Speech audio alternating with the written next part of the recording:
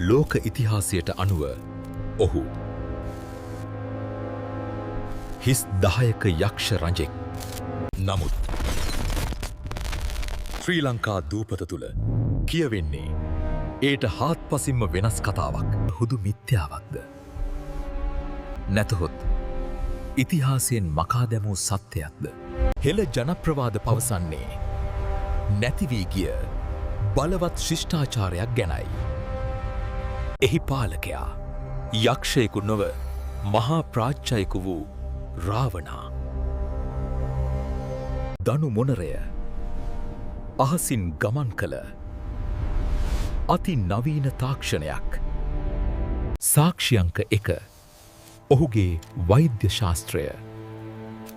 මරණය පවා අභියෝගයට ලක් කළ අසමසම ආයුර්වේද දැනුමක්.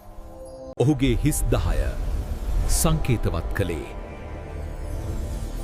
ඔහු ප්‍රගුණ කළ විෂයයන් 10ක මහා දැනුමද?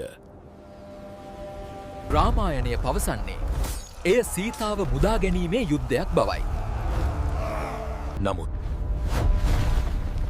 ඒ යුද්ධනේ සැබෑ අරමුණ මේ තාක්ෂණය විනාශ කිරීමද? ශිෂ්ටාචාරයක් අලු බවට පත්විය.